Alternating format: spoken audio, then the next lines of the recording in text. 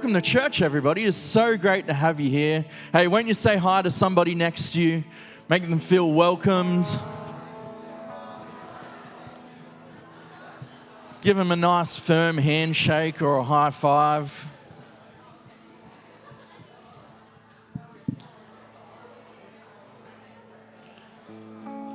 You can tell them that all week you were praying that you would be sitting next to them. Awesome, awesome. And if you're single and you're sitting next to your crush, I just did you a massive favor. So you can thank me after the service. That's fine.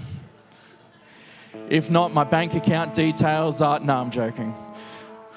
Anyways, it's so good to have you here in church this morning. Hey, we had an awesome trivia night last night. Who enjoyed coming to trivia last night? It was awesome. Gave away flowers, chocolate, and a voucher to Rock Salt across the road, to Summer Salt as well down in Cronulla. It was an awesome time. And we had the McBauer team coming out first. Combination over there of the Wabauers and the McLeans. Well done. They brought a secret weapon in the McLean's dad. Bit of a cheat code there from what I hear. But well done, guys. They took out first place. It was an awesome night. And we were fundraising for our upcoming missions trip to Indonesia.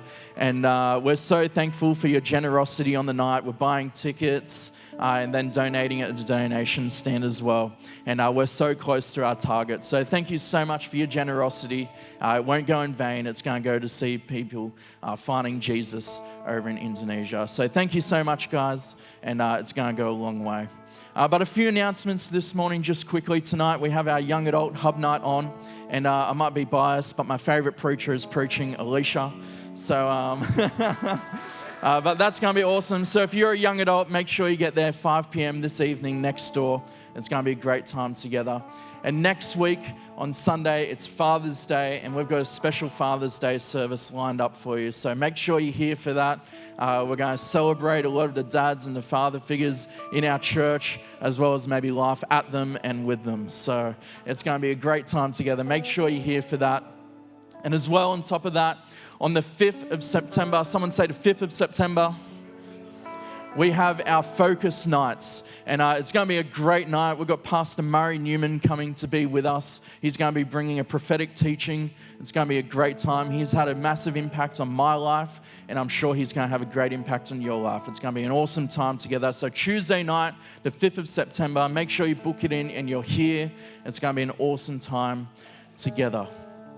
Well, I think that is all of our announcements. Awesome. We're going to move on to our time of giving. There's 4 methods of giving. One way, it's going to come up on the screen behind me. And I just want to say quickly, thank you so much for all the generous givers in this house. We're so thankful for your sacrifice, and I can tell you that it is not going in vain, but it is going to see good things happening in this community and this house. So I'm just going to pray over that, and then afterwards the ushers are going to hand around the containers.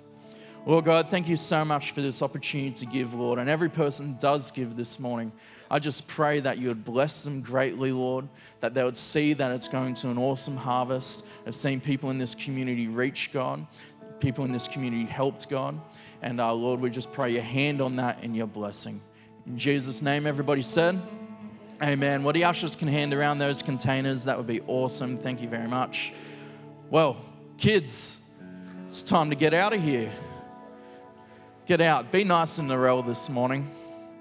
Be nice. Awesome, awesome. You know the drill. And is Amp Sundays on this morning? Amp Sundays is on. You can meet up the back near the sound desk. Amp Sundays for those and junior youth. Get out of here. You're going to have a great morning with both, it looks like Amelia and Chloe. Awesome, awesome. Well, it's my honor this morning to welcome up a good man to come and preach for us. He's been preaching awesome in our youth and young adults recently, and I can tell you can learn a lot from this young guy. He has great wisdom on his life. He's someone who faithfully follows Jesus 24/7, and if you tune in this morning, you're going to be greatly blessed. So can we welcome Dylan Favelle as he comes to bring the word? All right, so before I get started, I need to give you a bit of a disclaimer about my preaching. If you haven't heard me before, I'm in the Gen Z, so I like to speak very fast. I will speak slow, so if I speak too fast, like put your hand up and I'll repeat it. And I use a phone. Oh, it's already too fast? All right, I will speak like this. Nah. I use a phone instead of a computer or iPad like all the oldies up here, just because I can read these small letters. I don't need glasses. Nah. No, that's fine. Too fast already? No. FYI as well, I played soccer yesterday, so if you see me limping or like hurt my leg, I got bashed in the leg the other day. So if I'm like, ooh, it's not just me like falling over, I got a sore leg. But yeah, so why don't we just get into it? Oh, we got the slides up already. That's fine.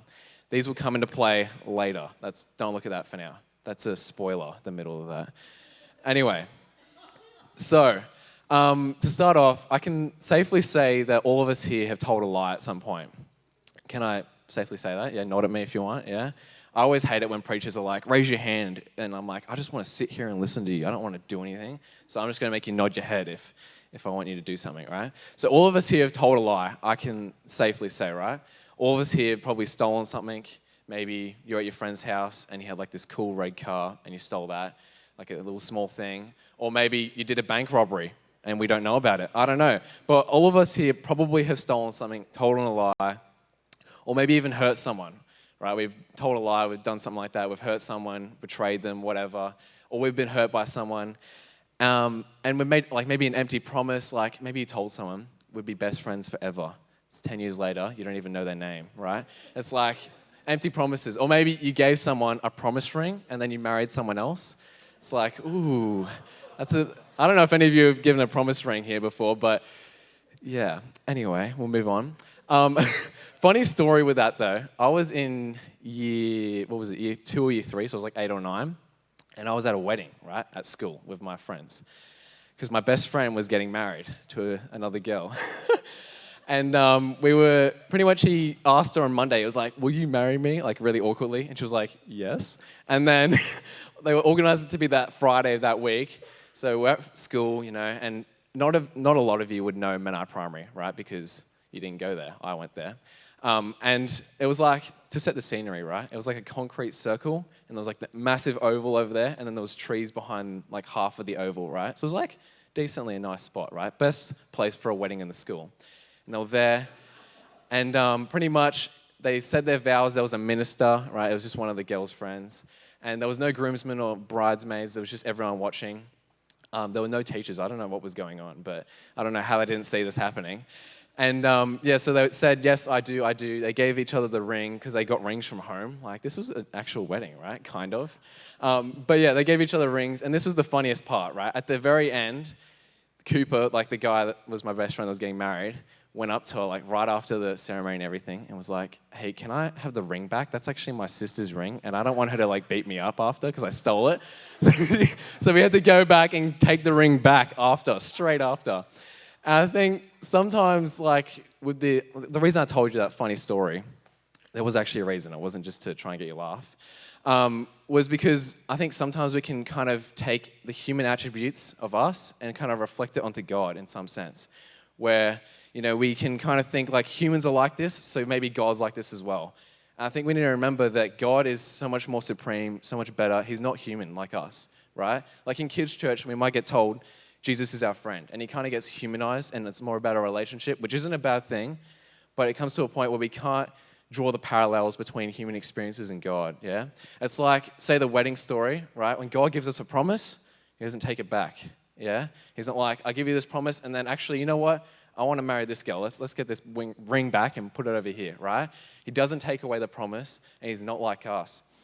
I think some of the problems people have with God's character, Christian or not, by the way, you don't have to be following God to have problems with his character, is stemming from, number one, human reflections, which is kind of what I just talked about, right? Where we have our human experiences, we have our human ideas, and we kind of project that onto who God is in some sense. And we're like, this is God's character, when really it's not. God is so much higher than us, and we can't reflect our own experiences onto him, right? Another example, this one's kind of weird, and like psychological, yeah, that's the word. But it's a good point. And people who have bad dads, when they hear the idea like Father God, it's not necessarily the greatest thing for them, right? Because it stems back to their bad dad, right? And I think, and your dad doesn't have to be bad, by the way, like super abusive or anything for this to happen. It just has to be like a little fault, right? Let's imagine your dad, you play soccer and your dad's really busy all the time, right? He has a high demanding job. And he always promises, I'll be there for your game on Saturday, right? I'll watch it, but he never shows up. Yeah, that's like a false promise, right? When you go to God and he's like, Father God, you might translate that into God, where it's like, God, he might promise things to me, but he's never actually going to fall through. He's never actually going to follow through on those things. And I think it's important to realize, right, we need to be careful what we're reflecting onto God from our own experiences and what we're like kind of doing, and if that makes sense, right? The next thing is you put expectations on God that he never said he would do. I think this is a really crucial one because false expectations is like the biggest thing for disappointment and like all these wrong things that happen. And if you're putting expectations on God that he never said he would do and he doesn't meet them because he never said he would do it, then you're going to run into issues, right? Because you're like, God, why aren't you coming through for me? Why aren't you doing this? Why, blah? And you start getting angry at God, but he's like, I didn't say I would do that. You just like put that on me, right? And I think it's super important to make sure we're getting our expectations right with God and we're getting our character right with God. Because that can lead to some serious issues if we get that misplaced. But yeah, next thing is, this kind of goes along with the last one, of like not knowing the expectations we should put on him, is we should know the promises of God. But I looked up how many promises there were from God to man, so like God to us, and that's kind of a crazy amount. There was 7,487 promises God made from him to man, which I'm like, I'll be honest, I don't know like 100 of those. And it's like there's 7,000, it's like that's crazy. I think it's important, if you've got a promise on God and you're waiting for something, you're expecting something from God, double check, did God actually promise that? Double check, like, is this actually like something that's actually supposed to happen? Are my expectations out of line or are they in line? Because if they're not, get them in line, and if they are, you're all good, you're sweet, you're in the sweet spot, right? But yeah, I think it's important to realize, right, just that point. Don't get your expectations, don't get those human reflections off and out of line, because that's going to cause so much trouble in your life. The next thing I want to say about this whole thing is promises. I think it's easy to get the promise above God in value, right? I think when God promises something, we can't put it above God in value. That's just like a mistake number one, right? When God promises something, let's not just chase the promise, but let's chase God and the promise will come in some sense, right? And it's like you can't, if you're waiting for something, don't go ahead of God chasing the promise instead of chasing God. And I think one easy thing to think about is God often attaches a condition to his promises, which is that we draw close to him, right? You see it in the Israelites. Where did I write it? You see it in the Israelites when he promised them to have land, descendants, blessing, protection, all these things, right? When the Israelites were going close to him, the promises were staying strong, right? But as soon as they started going away to the idols and they started going away to the other things of the world, promises started to fade away, right? And I think it's important to remember, if you're waiting for a promise from God and you're not seeing it come, are you drawing close to God? Are you pushing in closer to him? Or are you putting the promise above God? Yeah, making sure that you got your order right. Because we can't put the promise ahead of God. We've got to put God on top. Yeah, is that cool? All right, sweet. I want to look at one Bible story really quick. If you don't know it, I'm going to give you a brief summary so you know what I'm talking about. And it's about Joseph, and he's the guy with the rainbow coat, if you don't know names. And pretty much Joseph was a guy who had 11 brothers, and he was the youngest child, and he was the favorite. So you already know he's a bit of a douchebag in my books. He's got youngest child syndrome. But no, that's not me talking about Jane at all, okay? No. But yeah, he was like the youngest child, and he was the favorite, right? And he had heaps of brothers. So the brothers already like didn't like this guy. Like, oh, he's annoying, Joseph, blah, blah, blah, right? Like, just didn't like him. And one day, his father gave him like this rainbow coat, and gave him the rainbow coat, and he's like, oh, look at this. And back in the day, that would have been awesome to have a rainbow coat. Like, now it's kind of weird, but back in the day, it'd be kind of sick, right? It's like Gucci, you know? And pretty much this happened around a similar time. Joseph actually got a dream from God where his family was like bowing down to him. It was like a dream that he was going to have heaps of influence, if that makes sense. So God was kind of telling him, I'm going to put you in a place where you have a lot of authority and a lot of influence. And what did he do? He told his brothers, he's like, you're going to bow down to me. I'm going to have all this influence. They already hate him enough. He's got the rainbow coat. He's the favorite child. And now we're going to bow down to him. So what do the brothers do? They literally sell him to slavery, take his coat, put blood all over it, and give it back to the father and tell him that he died. So pretty much, if you didn't get that, the father thinks he's dead, and the brothers sold him into slavery. And this happened right after he had the dream and everything, right? So imagine being in Joseph's shoes, right? You get this dream. You're like, I'm going to have all this influence. Next thing you know, you're in slavery. It's like, what? Are you joking? That's crazy. I think, and there was a lot of ups and downs, right? Because he kind of went up, and it was like, oh, yeah, yeah, and then he's back in prison. And then up, and then back down.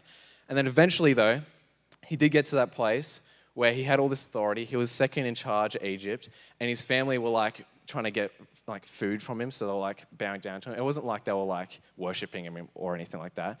But the dream came true, is the point, right? The promise was fulfilled. I think the point I want to take away from the story of Joseph, where he had a lot of ups and downs, and it wasn't a straight road up, is the first point, right? It's not going to be a straight road up when you have a promise from God. Because if you have a promise from God, don't think it's going to be an easy thing to just go. Like straight up, every next step is going to be up and up and up and up. I like to think of it as like the stock market, where like things go up and down, right? If they don't go up and down, then everyone's going to buy into it, right? Unless it's going straight down, then everyone's going to sell. But obviously, right, like the stock market goes up and down. But hopefully, when you buy in and when you sell, it's like a profit. So overall goes up, right? And when we have a promise from God, don't expect it to just be positive, positive, positive, positive all the time. It might be positive, way negative, and then way positive, whatever. But overall, the journey will be going towards a destination, yeah? I think it's so easy to lose hope, lose trust, lose faith in God when we start going into those ditches and we start to panic, right? It's like when you have money in like the stock market and it starts to go down, it's like panic selling. That's what it's called, right? You're like, oh my goodness, what the heck? Let's get out of here, right? And you sell at a loss, but next day it's like 3 times the price. I don't know. That's crypto, I guess. But like, but you get the idea, right? Where like it's so much harder, right, to trust in the promise of God when things are in the lows, when things aren't going right, because it's not going to be a straight road up. It's going to be up, down, up, down, up. And you got to trust in God in those lows. And I think Joseph modeled this perfectly, where he was faithful to God and trusted God and worshipped him, even when he was in prison, even when he was in slavery. And he was in this for like years, right? This isn't like a week journey. This isn't a month. This was years. And he was still, even when things didn't look right and things looked like there was no way out, he was still faithful to God. He still trusted in him, and he still worshipped him, and he was still loyal to him. He didn't bow down to the fears and the thoughts in his mind, right, of like, I'm never going to make it or anything like that. And yeah, we obviously see God's promise came out of that, right? Like I was saying before, where, you know, promises of God often have a condition attached where we have to lean into God. He leant into God, and the promise came around, right? He didn't lean into the promise, he leans into God. You chase after the promise, you're going to get into some issues, which I'll talk about later. But if you lean into God, you're going to go the right way, yeah? So with that, I want to move to my next point, right? Which I think it's super easy when we read Bible stories, especially if you're a Christian for years, or you watch whatever, I don't know.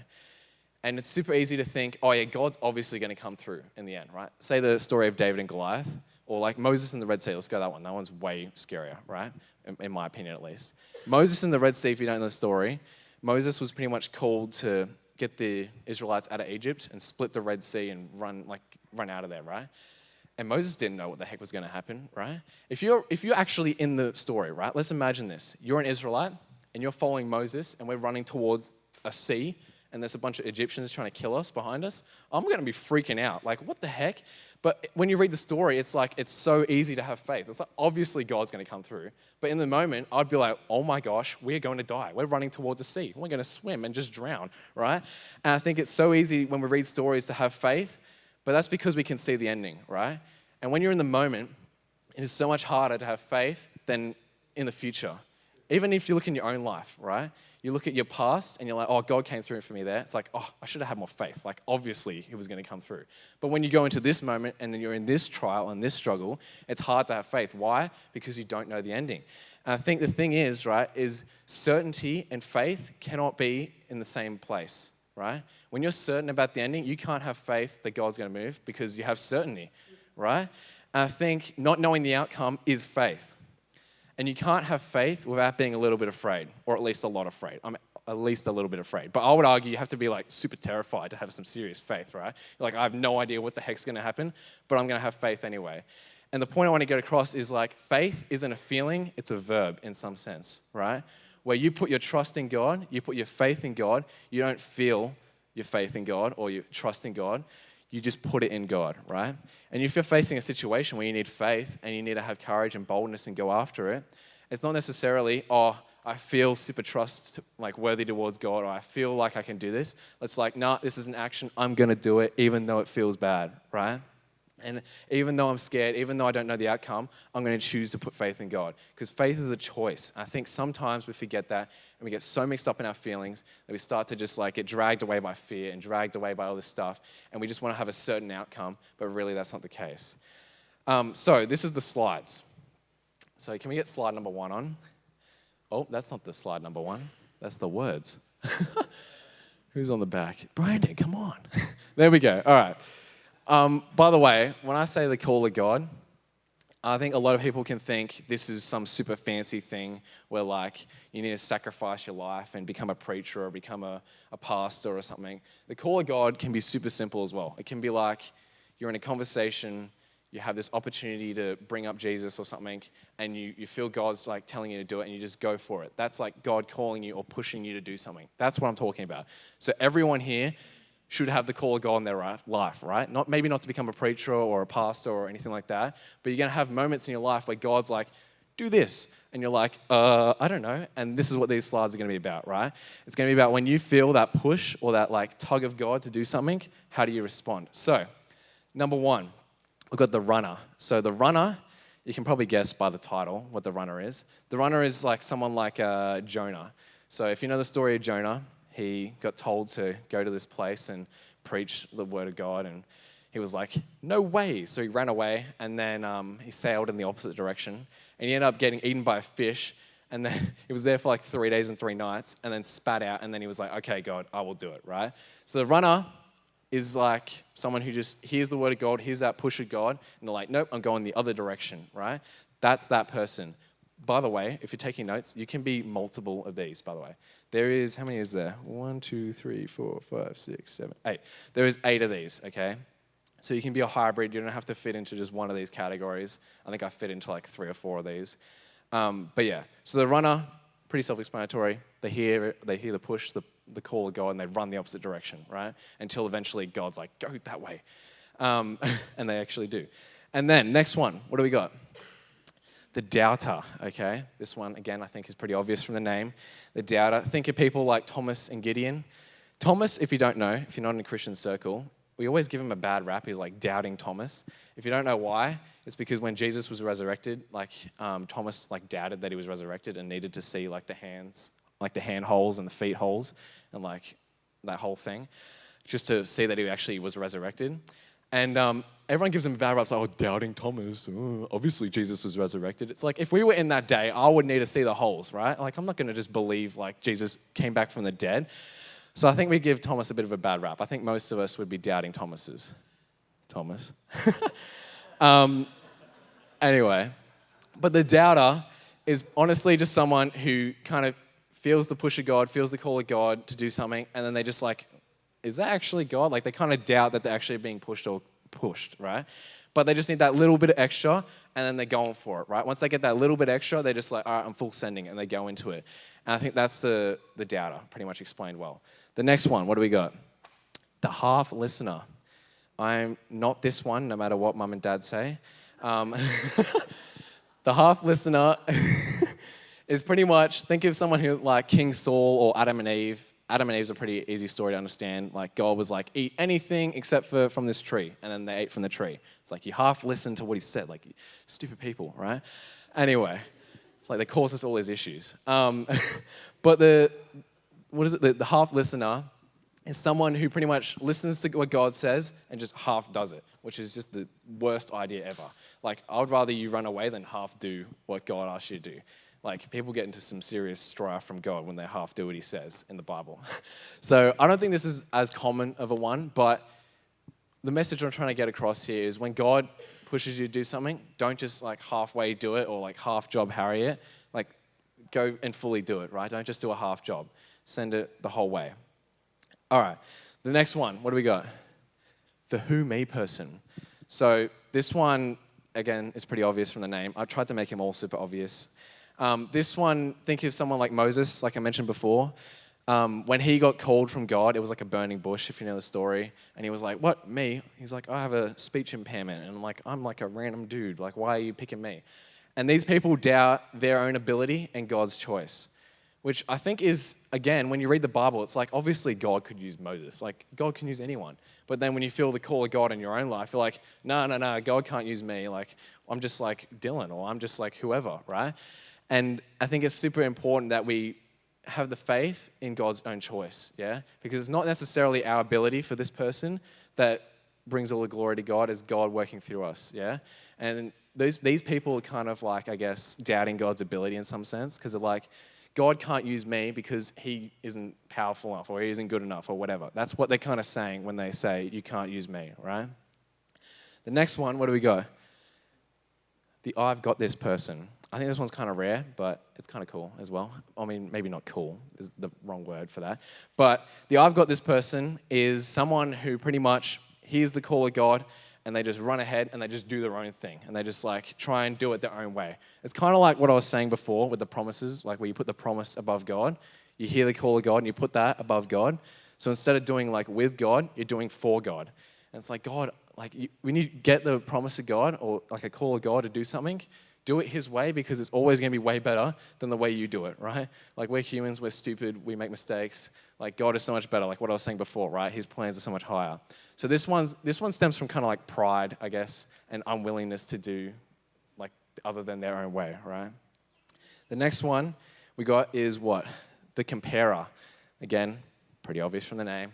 It's someone who compares their own calling to someone else's calling in some sense. So think of someone like Peter in the Bible when I think he was talking to Jesus. I really should look this up. I'm going off memory. But pretty much John, he was like jealous of John's calling. And he was like, oh, Jesus, like, is my calling going to be like his and stuff like that? And I think this one really just stems from jealousy. And I think we got to realize like when God has a plan for our life and has like a calling for our life or whatever, it's like designed for our personality. It's designed for our preferences. It's designed for who we are, right? So it's stupid to compare it to someone else's because they got a different life. Like they have different preferences. They have different whatever. And even though you may think like, oh, I want that, not this, like it may lead to that one day, but you got to take it step by step, yeah? And I think it's really stemming off jealousy, this one, and you got to be really careful with this, not to compare your calling or your promises or whatever with other people's. This can go with like spiritual giftings and stuff like that as well. Like make sure you're not comparing yourself to others in the spiritual walk in some sense. The second last one, what do we got? The overwhelmed. I think this one's pretty common as well, if not the most common. This one I like to describe as they kind of hear the push of God, they step out, and then all of a sudden they're like, oh my gosh, like what is happening to me? And then they just freak out and then just go back in their shell. It's like, imagine a turtle that goes out and like they're like, oh my gosh, the sun's touching me. Boom, back in. And like they just get like super like shell shocked in some sense and come back in and they freak out. And I think this one is like, they don't doubt God's ability at the start, but as soon as the fear and like all these things come in where they have to actually choose faith, they start to freak out and they're like, no, I'm going back in. I'm going back to my safe space. And that's kind of what this one's about. So this one is more about, again, not being afraid to fear things when you're trusting in God, yeah? Last one we got, what is it? The doers. Now this is the most Gen Z thing I think I've ever seen because I'm pretty sure this isn't a word, but you understand what the word is, and I'm Gen Z, so I can make up words.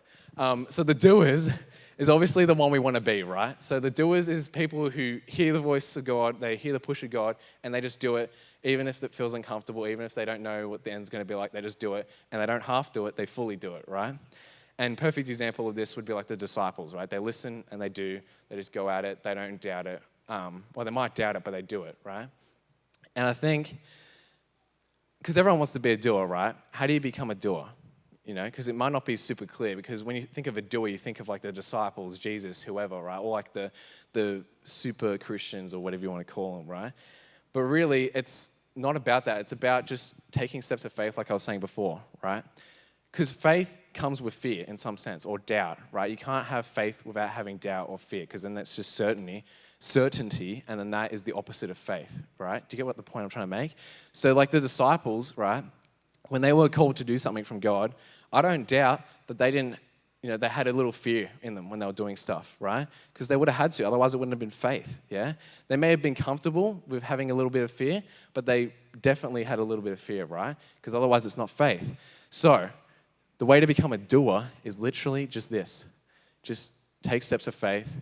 And overall, it's not like the fear decreases when you take steps of faith more often, but it's more you get more comfortable in the uncomfortability in some sense, right? Where if you start to take more and more steps of faith, you become more comfortable with the idea of having fear in your life and putting faith in God, right? You become more comfortable putting your faith and trust in Him, yeah? Because faith isn't just about believing God is real, right? I used to think as a kid, right, like having more faith just means you believe God is more real than another person, right? But it's not necessarily about that. That's like stage one of faith, right? You believe God is real. Then what's the next stage? It's more about growing your faith in how much God can move in your life and in others' lives, yeah? Because growing your faith doesn't necessarily look like, I believe God is this much more real now than I did last year. It's like, no. Growing your faith is like, I believe God can move in my life and lives of others this much more than in the past, right? You start to step out more and more and more, and you start to move more in the Spirit, right? And that's what becoming a doer is like, right? It's just becoming comfortable with that fear and becoming comfortable being a little bit terrified when you take a step out in faith, yeah? Because faith is a verb, not a feeling. So one thing I want to get away. But yeah. And last thing I want to touch on is strongholds. Josh mentioned this before, which is kind of random. But because I've kind of, to sum up before I go into this, right, I've kind of talked about how we need to make sure we haven't got issues with God and His character and who He is and how we can avoid that. And I moved into like how we respond to God, like telling us to do stuff, like what was on screen before. And I'm moving on to things that can block this from happening. And number one is strongholds. And I always thought strongholds, like in the past, were like sin habits, like you can't break and stuff like that. But it's more than that. It's like things that the enemy has a grip on you in your life, right? It could be like unforgiveness. It could be like a sinful pattern, like I just said. It could be having fear and anxiety run your life. It could be negative self-image. So thoughts like, God can never use me. You'll never be good enough. God can't help you. God isn't with you. Yeah? And if these aren't dealt with, they cause serious issues in our lives as Christians because they like act as blockers to God pushing us forward, right? It's like a stepping stone. So if we want to get pushed forward this way by God, it's like there's like a wall here that we need to break through. And strongholds really need to be dealt with. And if they're not, it really like kind of stops us from growing in some sense because we've got all these barriers around our lives spiritually, which we need to really get dealing with, right? And the first thing I want to say about strongholds is that they are not permanent. Do not be afraid of them. Do not let them lie to you and say, I'm going to be like this forever. You are going to have anxiety forever. You are going to be stuck in this pattern forever. God's never going to use you, blah, blah, blah, blah, blah, whatever. Doesn't have to be what I said, but you get the idea, right? It's like where the enemy just has a grip in your life. He has a foothold somewhere, and he's just poking and squeezing and messing stuff up, right? And that's what I'm talking about, where the enemy just has a hold of you in some area. And it's not permanent, and Jesus can break that. And can we just do something for a second? Can we all close our eyes and bow our heads for a second? Just out of respect for others. And I talked about two things. First up was having faith for things, right? Whether it be a promise of God or for you to move into, those areas where you feel fear. And the second thing was strongholds and having them broken. And first up, I'm going to talk about the first one really quick. If you're here, right, and you need faith for something, right? You're in those down moments where it's hard to have faith. But you need to make the choice. You're like, I want to make the choice to have faith. And I want to have that choice to just go out and step out in boldness, right? Or you just need that faith to keep going, right? Can I just ask you just to raise your hand really quick? Yeah, awesome. Yeah, sick. You guys are not alone, by the way. A lot of you, but just raise your hand, right? And then you can put your hand back down if you want. The next thing I want to talk about is strongholds, right? And if you're here, and you've got strongholds, the enemy's got some grip in your life where you just can't seem to shake him, and you really want to break that off. Can I just ask you to raise your hand as well? Yeah, awesome. There's a bunch of you here. Do not feel alone at all. And you put your hand back down. I saw those hands. Now, everyone open your eyes again because I'm doing all the hand raising. I I want to open up the altar as we go back into worship. So can the band come up for a second? And the altar, don't get freaked out if you haven't heard about the altar before. It's not like we're going to sacrifice a lamb or something. It's very modern day. The altar is pretty much literally just, I'm going to walk over it. So it's the front area right here, like here all the way down to the front, right? It's just in front of the chairs, right?